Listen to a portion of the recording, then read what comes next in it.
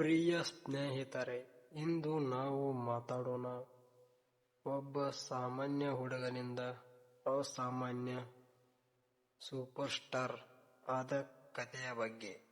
ಅವರು ಯಾರು? ಅವರೇ ನಮ್ಮ rocking star Yash, KGF Rocky Bhai. ಆದರೆ ಈ ಹೆಸರುಗಳ ಹಿಂದೆ ಇರುವ ನಿಜವಾದ ಕಥೆ ಎಷ್ಟು ಕಷ್ಟಗಳಿಂದ ಕೂಡಿದೆ ಗೊತ್ತಾ? ಬನ್ನಿ ಅವರ ಜೀವನ ಪಯಣವನ್ನು ಆರಂಭದಿಂದ ನೋಡೋಣ. ಯಶ್ ಅವರ ನಿಜ ಹೆಸರು ನವೀನ್ ಕುಮಾರ್ ಗೌಡ. 1986 ಜನವರಿ 8ರಂದು ಕರ್ನಾಟಕದ ಹಾಸನ ಜಿಲ್ಲೆಯ ಭುವನಹಳ್ಳಿ ಎಂಬ ಸಣ್ಣ ಹಳ್ಳಿಯಲ್ಲಿ ಜನಿಸಿದರು. ತಂದೆ ಅರುಣ್ ಕುಮಾರ್ ಅವರು ಕೆಎಸ್ಆರ್ಟಿಸಿ ಬಸ್ ಡ್ರೈವರ್. ತಾಯಿ ಪುಷ್ಪಾ ಅವರು ಗೃಹಿಣಿ. ಕುಟುಂಬ ಸಾಮಾನ್ಯ ಮಧ್ಯಮ ವರ್ಗದ. ಹಣದ ಕೊರತೆ ಯಾವಾಗಲೂ ಇತ್ತು. ಚಿಕ್ಕಂದಿನಿಂದಲೇ ಯಶ್ ಅವರು ನಾಟಕ, ನೃತ್ಯ, ಶಾಲಾ ಕಾರ್ಯಕ್ರಮಗಳಲ್ಲಿ ಭಾಗವಹಿಸುತ್ತಿದ್ದರು. ಶಾಲೆಯಲ್ಲಿ ಶಿಕ್ಷಕರು ಅವರ ಪ್ರತಿಭೆಯನ್ನು ಗುರುತಿಸಿದರು. ಆದರೆ ಕುಟುಂಬದಲ್ಲಿ ನಾಟಕವಾಗಬೇಕೆಂಬ ಕನಸು ಸುಲಭವಾಗಿ ಒಪ್ಪಿಗೆ ಸಿಗಲಿಲ್ಲ. ಯಶ್ ಅವರು 10ನೇ ತರಗತಿ ಮುಗಿಸಿದ ನಂತರ ಶಿಕ್ಷಣ ಬಿಟ್ಟು ನಟನೆಯ ಗಮನ ಹರಿಸಿದರು. ತಂದೆ ತಾಯಿ ಬೇರೆ ಕೆಲಸ ಮಾಡು ಅಂತ ಹೇಳಿದ್ರು. ಆದರೆ ಯಶ್ ಅವರ ಮನಸ್ಸು ಸಿನಿಮಾದಲ್ಲೇ ಇತ್ತು. ಕೇವಲ 16 ವರ್ಷದಲ್ಲಿ ಯಶ್ ಮನೆ ಬಿಟ್ಟು ಬೆಂಗಳೂರಿಗೆ ಬಂದರು. ಪಾಕೆಟ್ನಲ್ಲಿ ಕೇವಲ ₹300. ಬೆಂಗಳೂರು ಬಂದು ಇಳಿದ ತಕ್ಷಣ ಭಯವಾಯಿತು. ದೊಡ್ಡ ನಗರ, ಯಾರೂ ಗೊತ್ತಿಲ್ಲ. ಆದರೆ ಹಿಂತಿರುಗಿ ಹೋಗಲಿಲ್ಲ. ಹೋರಾಟಕ್ಕೆ ಧೈರ್ಯ ಇತ್ತು ಅಂತ ಯಶ್ ಹೇಳಿದ್ದಾರೆ. ಆರಂಭದಲ್ಲಿ ಥಿಯೇಟರ್ಗೆ ಸೇರಿದರು. ಬೆನಕ ಥಿಯೇಟರ್ ಟ್ರೂಪ್ನಲ್ಲಿ ಕೆಲಸ ಮಾಡಿದರು. ಬ್ಯಾಕ್ ಸ್ಟೇಜ್ನಲ್ಲಿ ಚಹಾ ಹಾಕುವುದು, ಸಹಾಯಕನಾಗಿ ಕೆಲಸ ಎಲ್ಲ ಮಾಡಿದರು. ಒಂದು ಸಿನಿಮಾದಲ್ಲಿ ಅಸಿಸ್ಟೆಂಟ್ ಡೈರೆಕ್ಟರ್ ಆಗಿ ಸೇರಿದರು. ಆದರೆ 2 ದಿನದಲ್ಲಿ ಶೂಟಿಂಗ್ ನಿಂತುಹೋಯಿತು. ಆಗ ಭಯ, ಏಕಾಂಗಿತನ ಎಲ್ಲ ಎದುರಾಯಿತು.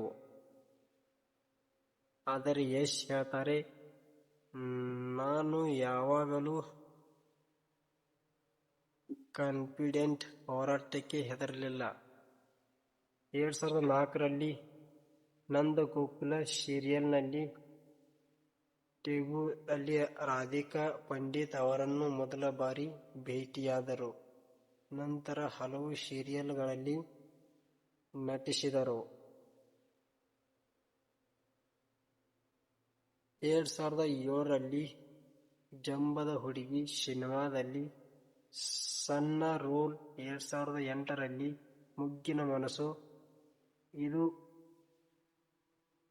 Break through best supporting actor film fare award ಸಿಕ್ಕಿತು.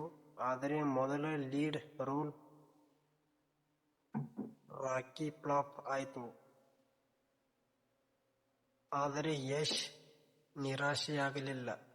ಮೂಡಲಾಸಲ, Kiraathaka, Drama, Googly, Rajahuli, Gajakesari, Mr and Mrs Ramachari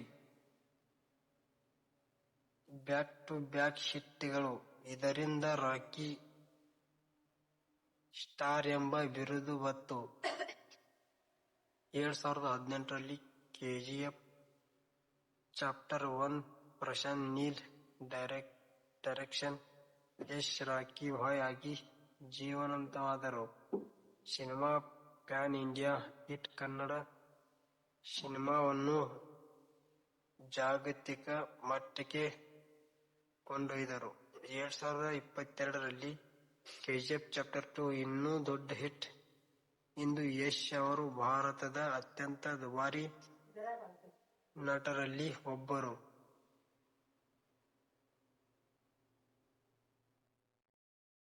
ವೈಯಕ್ತಿಕ ಜೀವನ: ರಾಧಿಕಾ ಪಂಡಿತ್ ಅವರನ್ನು ಮದುವೆಯಾದರು.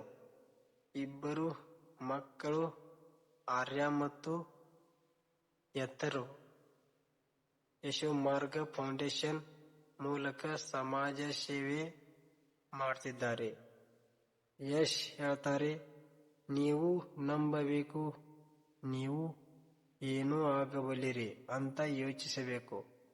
ಕಷ್ಟಗಳು ಬಂದರೂ ಹೋರಾಡಿ, ಕನಸುಗಳನ್ನು ಬಿಡಬೇಡಿ.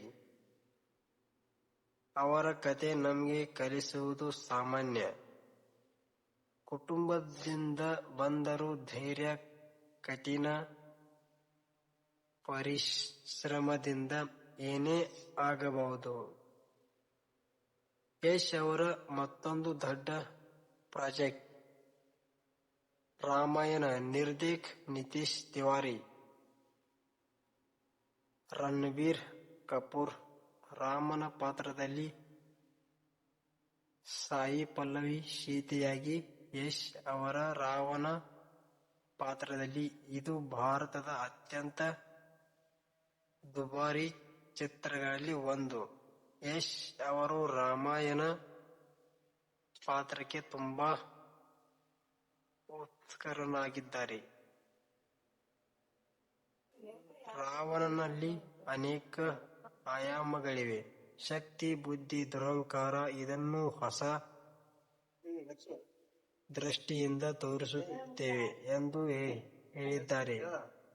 ಅವರು ಈ ಚಿತ್ರವನ್ನು ಸಹ ನಿರ್ಮಾಪಕರಾಗಿಯೂ ತೊಡಗಿಸಿಕೊಂಡಿದ್ದಾರೆ. ಚಿತ್ರೀಕರಣ ಮುಂಬೈಯಲ್ಲಿ ನಡೆಯುತ್ತಿದೆ. ಹಾಲಿವುಡ್ ಸ್ಟಂಟ್ ಡೈರೆಕ್ಟರ್ ಗೈ ನಾರಿಶ್ ಅವರೊಂದಿಗೆ ಬೃಹತ್ ಆಕ್ಷನ್ ಸೀನ್ಗಳು ಚಿತ್ರೀಕರಣಗೊಂಡಿವೆ.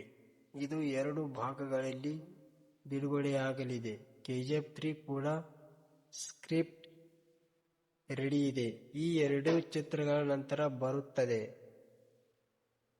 ಎಂದು ಪ್ರಶಾಂತ್ ನೀಲ್ ದೃಢಪಡಿಸಿದ್ದಾರೆ. ಯಶ್ ಅವರು ಯಶಸ್ಸಿನ ಜೊತೆಗೆ ಸಮಾಜಕ್ಕೆ ಹಿಂದಿರುಗಿಸುವ ಕೆಲಸವನ್ನು ಮಾಡುತ್ತಿದ್ದಾರೆ. 2017ರಲ್ಲಿ ಪತ್ನಿ ರಾಧಿಕಾ ಪಂಡಿತ್ ಅವರೊಂದಿಗೆ ಯಶೋಮಾರ್ಗ ಫೌಂಡೇಶನ್ ಆರಂಭಿಸಿದರು. ಇದರ ಮುಖ್ಯ ಉದ್ದೇಶ ನೀರಿನ ಸಮಸ್ಯೆ, ಶಿಕ್ಷಣ ಮತ್ತು ಆರೋಗ್ಯ. ಕೊಪ್ಪಳ ಜಿಲ್ಲೆಯಲ್ಲಿ 14 ಕೋಟಿ ರೂಪಾಯಿ ವೆಚ್ಚದಲ್ಲಿ ಕೆರೆಗಳನ್ನು ಡಿಸಿಲ್ ಮಾಡಿ 40 ಗ್ರಾಮಗಳಿಗೆ ನೀರು ಕೊಡಿಸಿದರು. ಶಿವಮೊಗ್ಗದಲ್ಲಿ ಪುರಾತನ ಕಲ್ಯಾಣಿಯನ್ನು ಪುನರುಜ್ಜೀವನಗೊಳಿಸಿದರು. ಇತ್ತೀಚಿನ ದಿನಗಳಲ್ಲಿ ಕರ್ನಾಟಕದ ಬರಗಾಲ ಪೀಡಿತ ಪ್ರದೇಶಗಳಲ್ಲಿ ನೀರು, ಶಿಕ್ಷಣ ಸಹಾಯ ಮಾಡುತ್ತಿದ್ದಾರೆ. ಯಶ್ ಹೇಳುತ್ತಾರೆ, ಯಶಸ್ಸು ಕೆಲವು ಹಣ ಅಥವಾ ಖ್ಯಾತಿಯಲ್ಲ, ಇತರರಿಗೆ ಸಹಾಯ ಮಾಡುವುದರಲ್ಲಿ. ಅವರ ಫೌಂಡೇಶನ್ ಸಾವಿರಾರು ಜನರ ಜೀವನ ಬದಲಾಯಿಸಿದೆ. ಇದು ನಿಜವಾದ ಪ್ರೇರಣೆ.